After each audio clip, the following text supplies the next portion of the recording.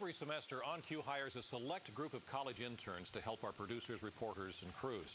Now, the interns are a vital part of the On Q staff, and they help to get this program on the air every night.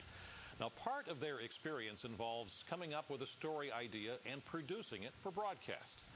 Our summer interns take us outside for a sport that is not only growing in popularity, it is also a sport that players consider the ultimate. Check me out, y'all. 1, 2, 3.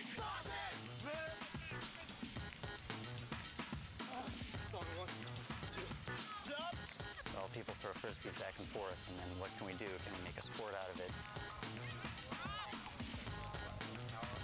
Ultimate Frisbee is a lot of fun. So let's be behind our man. And competitive. Let's be to this side of the field. And those two things work together. If we get it out of his hands, we can clamp a good mark on one of their less experienced players, try to hold him back there. You don't have to be really tall or really fast. So everybody can participate because of the way the sport works. It's an aggressive game. It doesn't have a legitimate call on it. When I'm standing right on the line. It's an intense, athletic one. So some people think that Ultimate's just people who are out there having fun, throwing around, but there's a lot of rules. Since you disagreed, it has to go back. There's structure, there's strategy. 6. And people do get injured, like with any other sport. It's a sport that's just different.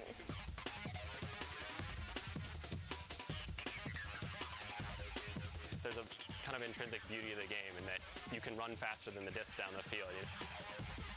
You know, it's not like baseball or something where it's whizzing over your head. There's always kind of a second chance to go after things, and I like that ability to just kind of never say die and go after it. We're at the Turner Valley Soccer Complex on one of the 4 weekends of the regular season of the Pittsburgh Summer Ultimate League 2006. We have about 350 participants, so we recruited 24 captain pairs. It's a man and woman per team. We had everyone register, and everyone tells a little bit about themselves, like age, height, athletic ability, and ultimate skill level.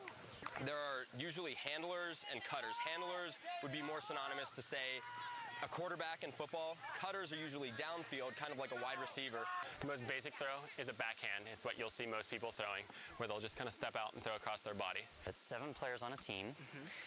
Each team starts on its end zone line.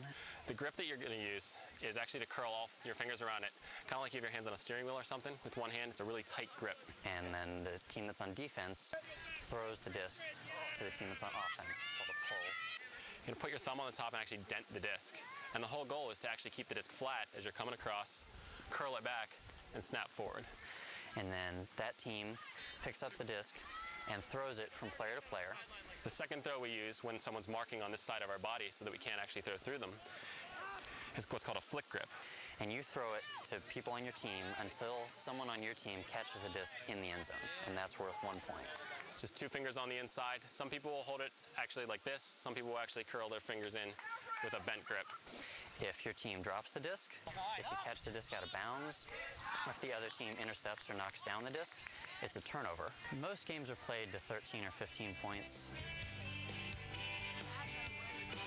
The number 1 rule is called spirit of the game, which is to say that Ultimate is supposed to be fun and it's supposed to be fair and you're supposed to play by the rules.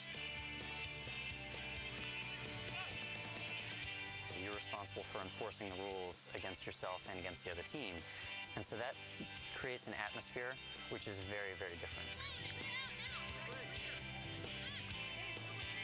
In Pittsburgh, it's not that big a city.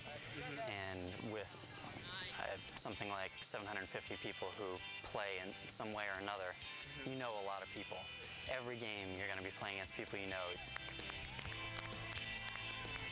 The high school league in the area is kind of casually referred to as one of the top 5 high school leagues in the nation, in that our growth numbers exceed a lot of other places. I think we are now the maybe 2nd or 3rd largest in the U.S. Every 5 years they double, so it really has just kind of been exploding in our area. It's a very close-knit group. If you play Ultimate, your friends play Ultimate, everybody around you. Then you get your other friends who don't play Ultimate to play. You see a lot of people smiling when they play Ultimate. It's also just about the heart. Everyone who plays Ultimate has a common bond and, you know, just comes out here and loves it, and they're coming back for reasons. You can go wherever you want in the country, and you'll always find people who play Ultimate, and they'll always take you in, and they'll always let you play with them, and you know that's something that's really nice about the sport. Well, congratulations to the On Q interns, Stephanie, Matthew, Kevin, John, and Ken, for bringing us that report. We wish them well as they return to college. And a quick note on the power of Ultimate Frisbee. 2 dedicated local players have created a $35,000 scholarship fund at the Pittsburgh Foundation to benefit an exemplary player from the Pittsburgh High School Ultimate League. There is a catch, though.